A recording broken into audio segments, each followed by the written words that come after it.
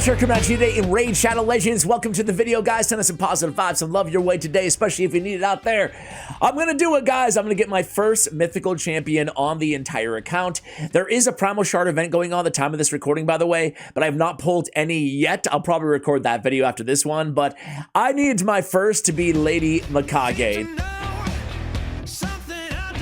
The actual first, or permanent, I should say, fusion and first fusion, I guess, of mythical champions. You know, the Spider Lady. I'm gonna go ahead and make this a two-part video, or actually a one-part video for you guys, but I'm recording this part in advance. I just wanted to share the moment where I actually fuse her. It's been a long time coming, I feel like here, but we're gonna go ahead and fuse her right now, and then I'm gonna build her, I'm gonna test her out. 2 milli, golly. All right, here it goes, guys.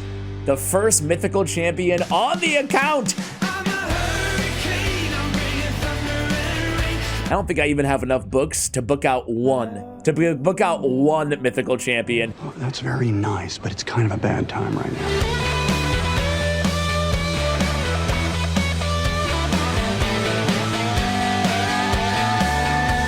Either way, here she is, guys. Really quickly to go over a kid on her first version, or her normal version or whatever. Shadow Lash attacks one enemy with a random ally from the Shadowkin faction, the ally joining using default skills. Plays a shield buff 10% this champion's max HP on the ally with lowest HP for 2 turns. 1 book. I definitely want to pay attention to how much books are required here. An AoE decrease the duration of all enemy buffs and ally debuffs by 1 turn, then increases the duration of all enemy buffs and all ally buffs by 1 turn. Debuffs and buffs, excuse me. A very good ability here. Very, very good. On the A3, Imperial Decree. It is an increased attack, increased crit damage on all allies. An ally attack teams up with all allies to attack a single enemy using default skills on a 4-turn cooldown. Very good there. Metamorph, extra turn. Will of the Mikage. At the end of this champion's turn, removes all debuffs from the ally with the highest attack accuracy in all battles by 80. Whew, that's a mouthful. Now we go to the second version here. We get a sleep on 1 turn, decrease target's turn meter for 15% for 1 turn, excuse me, on the A1. On the A2, an AoE stun for 1 turn, decrease turn meter by 30%. Very, very good control ability. On the Doom of Yakai, has an increased accuracy in all allies on a 4-turn cooldown, remove all buffs from all, removes all buffs from all enemies, and places a big version of Weaken for 2 turns. Wow, I mean, like, these mythicals, dude, you lose track of how much they're doing. I mean, it's gonna take you probably at least a couple weeks, I would imagine, or a couple days if you're hardcore and grinding. Let me put it this way, it's gonna take like 10 hours, 5 hours of playing these champions to really fully understand not just what they do on each of their forms, but the best cadence, I feel like, right? Passive, at the start of the champion's turn, decreases the turn meter of an enemy with the highest attack by 15%. So a buff stripper, increase accuracy, a weaken placer, a stunner, a turn meter control, and then the increase, decrease duration, and then the ally attack. Dude, I think she's really insanely good. I really do. What about you guys? Anyway, I'm gonna build her, try her out, and come back to you guys for the second half of this video. Be right back.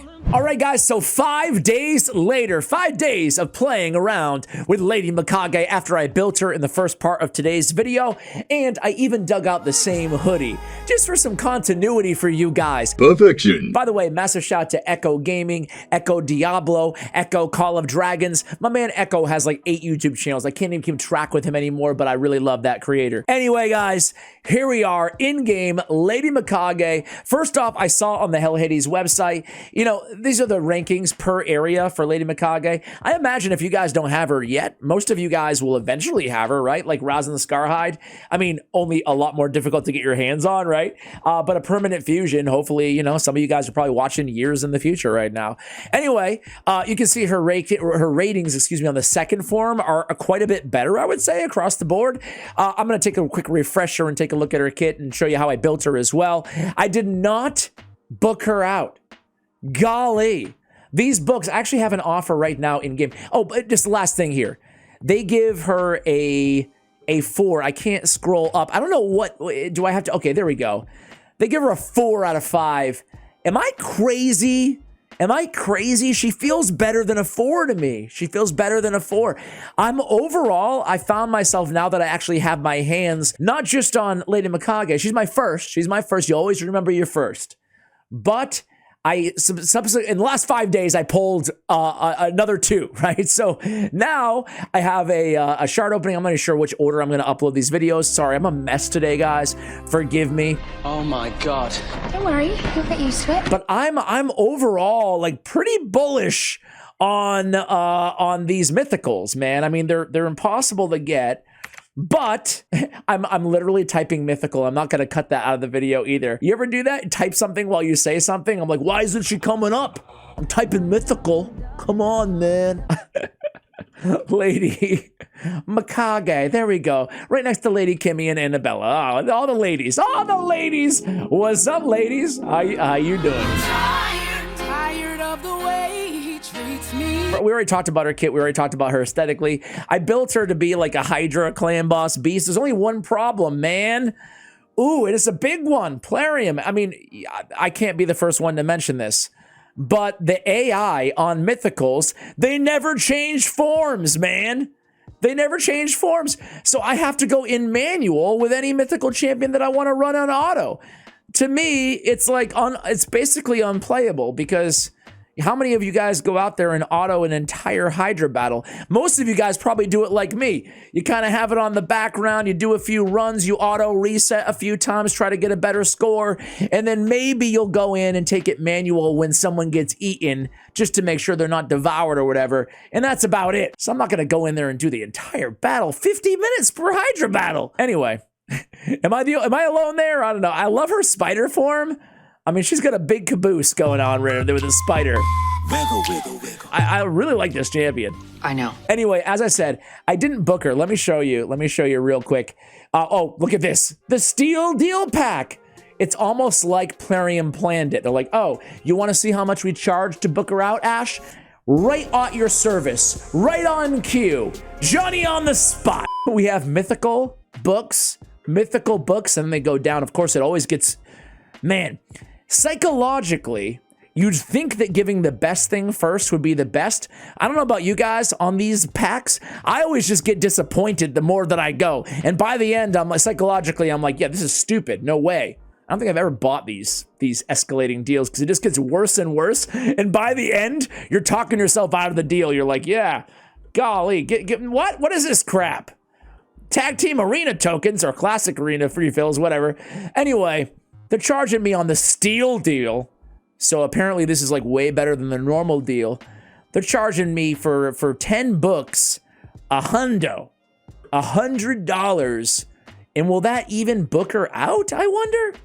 Sorry, I feel like I'm not even really talking about the lady. How many books does she require? That's the question. 1, 3, 4. That's not bad. That's not bad, to be fair. Second form, 6, 7, 9, okay, 10. So exactly for 100. You know what? I'm gonna put on my tinfoil hat. Put it on with me here, guys. It's almost like Plarium saw me looking at Lady Mikage. They knew exactly how many mythical skill tomes she needed. And boom, and I'm presented a deal for exactly 10 mythical skill books. Nah, I didn't do it. Or did I? I digress. Sorry, guys. That's my long 20-minute way of saying that I didn't book her out. Golly. We already went over her kit, but I really like her kit. I love the stun and the decreased turn meter and the increased accuracy, the removing of buffs. You know, that's just her first form or second form. And then on her first form again, she's got the AoE decreased duration, and then increased duration, the ally attack. I mean, that's better than the ally attack with the increased crit rate, or increased attack and increased crit damage. Dude, to me, this is way better than a 4. YST, update those ratings. It might seem crazy what I'm about to say. Or you guys can let me know if you think I'm wrong too. I am gonna do her masteries with you guys. I built her out to deal a little bit of damage just to test her out. So I built her fast with 273 speed, 102, 141, 349 on the accuracy, okay? Let's just go ahead and do her masteries together. Let's get the scrolls the dirty way, the lazy way. I think she was at 99 crit rate. Now or am I, whatever, who cares? Crit damage. Let's just come all the way down here and pick up some, we're just going to hug the left-hand side. We're going to pick up War Master. I'm not going to overcomplicate this or try to get too cute. I could use a little bit more accuracy, so let's go with the Charge, Focus, Storm, Smiter, the whole 9. Laura Steel's not going to benefit tremendously. We will go Cycle of Magic instead. We'll come here with Master Hexer. I'm sure she's got debuffs we're going to want to extend. Sniper, I don't recall. Let me look at the kit here. I'm being very lazy here. She's got, yeah, I would like to extend those buffs. And then on second form, if she ever changes form, she's got some stuff over there too. Let's go ahead and give her lasting gifts as well. And then let's give her like Life Drinker to heal up a little bit. And then, yeah, let's do Heart of Glory. Just get a little damage out of her, okay? So there's going to be our masteries. Oh, we get to pick out a blessing too. This is cool. Let's go ahead and give her... we built her for PvE, but she's going to be good for PvP too, you know? I see her sometimes in Gold Live Arena, right? We're creeping up on 4,000 Live Arena, and I promise I am going to have Live Arena content. It's just this weird thing. I'm just trying to be totally honest with you guys. Anytime I make, like, really endgame content, because I'm going to be using freaking... Siffies and Rhoduses and Tauruses, oh my. Marichka is like, it's gonna be ugly, and people, oftentimes, you guys in the comments, I want to make content that the majority of my viewers want to see. I'm going Brimstone, by the way. Wow. That's a big power increase that we got there, right? New stats, you guys can see. We didn't need the crit rate indeed, but we'll take it. But accuracy goes quite a bit up. It's all good. All right, hey guys. Anyway, we went crit damage and relentless because I went crit rate on the gauntlets. As I was saying, though, I went crit rate, I went attack percentage, and I went speed on the boots. I went accuracy on the banner, crit damage on the amulet, and attack on the ring. So again, just building her to see if she can do a little bit of damage. What are her multipliers here? She's got a 3.9, a 3.8 on her AoE. I mean, that's not too bad. Second form is going to be a 3.8 on the AoE. Okay, you know, that's pretty solid, right? We can get a little bit of damage in Hydra, right? A longer battle. I'm happy with this build. Let me know what you think of it. Sometimes, once in a blue moon, because you only have so many good crit damage gauntlets on your account, sometimes on a supporty champion, a hybrid champion like Lady Mikage, I will go with crit rate, and then I'll just throw on a crit damage set, and I'll try to prioritize crit damage as a substat instead of crit rate. I feel like people don't do that enough, you know, here and there. It's not going to be the ultimate nuker build, but it's going to be viable. All right, guys. So here in the arena, as I was trying to say like 100 times, I'm a little bit sensy about it. I'm not going to lie to you guys. I'm a little bit sensitive about the end game live arena stuff because whenever I do that, I feel like you guys are like, Ash, you're a son of a jackal. Shame, shame. I know your name. We're mad at you because you know, whatever, right? Let's go in with the A2 first. Decrease buff duration. That's really strong. Let's change. Oh, she got the relentless proc. Isn't that cool? Now we can remove all these buffs. That's awesome. And then we can come in next turn and we can do the whatchamacallit. We can do the other ability there. Let's do, we have Torment and Skullcrown on this team, by the way. I'll have a video on some of this tomorrow, by the way. A little sneak peek for you guys. Give you a little bit something to thirst in between videos. It's not specifically on this team, but it's a lot of clues as to my next video here. We'll come in, we'll try to stun. And we do. We stun Siffy. We stun everybody. That's great. Come in here and burn them and nuke them down, right? So I love her on an ally attack team. Why? Because A, she's fast, right? I forgot what her base speed was off the top of my head, but she's a fast champ, right? Let's see right here. She's 115 base speed, dude. You know, I was just talking about this on my Raid Champion Guide channel, but anytime you see a speed over 108, 107 in that territory, I think that's like elite level. Anytime you see a speed over 110, there's a very, very select few champions in this game that have that kind of speed. And she's got it. So to me, that's amazing, right? That's really good. Let's just put her on a random ally attack team. So I switched up the team. I don't want to give you guys too much of the good stuff for tomorrow, right? I switched up the team. I'm running her with a Mighty Uko. The cool thing is she can really fit on pretty much any arena team, right? I mean, she can go on a go first, a go second. She can go on a blender comp like we showed. She can work with almost anything, right? We have so much we can do here. Decrease the duration of all enemy buffs, increase our... We don't want to do that out the gate. We could go in with an ally attack, try to take out their Reviver and Pythion. I'm not... Yeah, let's try that. Let's try.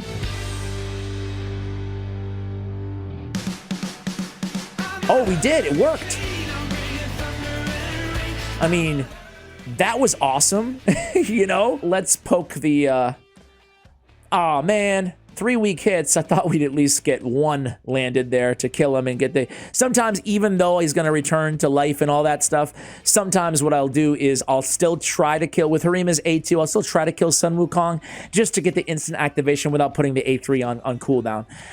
So, in this situation, I don't think we need the buff extension, so let's change forms, Metamorph, and then let's go in and remove the buffs instead with the increased accuracy on everybody. And then Mithrala will come in and cleanse everything. We're still going to win. It's okay. Let me put it on auto and show you what I'm talking about. She's spider form here. Look at her. Look at the little spider. Look at the little spider over there. I love how they made her a spider. Come on. That's awesome, dude. That is awesome. I love it. I'm going to run her in Hydra after this. The cool thing is, this is my thing about her. This is, and again, a reason why I think that the Hades website is a little too low on her, right? Is, and I'm splitting hairs here. I'm talking about a 4 versus a 4.5, whatever, you know? But I think that she just, where can't you use this champion, right? She's so freaking fast, and between both of her forms, she does so much. The only problem is even like, dude, look at, she's taking extra turns, she's getting relentless procs, she's landing stuns, it's all great. Except for the fact that she won't, on auto, she'll never change form. Let me try this. Let me just try this out before we switch off this mode. If I go to team setup here, right? And I come in here, and okay, everything's set up there, everything's set up there. Okay, so is there a way that I can go in here and, I don't know, like, okay, let's do this as our opener, right? The crazy thing is, I don't have her booked for... She has so many abilities that you don't really need her booked. Because look, it goes ignore resistance and cooldowns. But it's not like you're not going to land a debuff or something, right? Now, obviously, she's better booked. But God, you know, definitely... That's the good thing about her is you really don't have to, you know? I mean... It'd be better for Hydra. But anyway, let's open with the Imperial Decree, and then we'll come in as first priority on Doom of Yakai. Do we have to set the Metamorph as a priority too? Well, I don't know how we do that.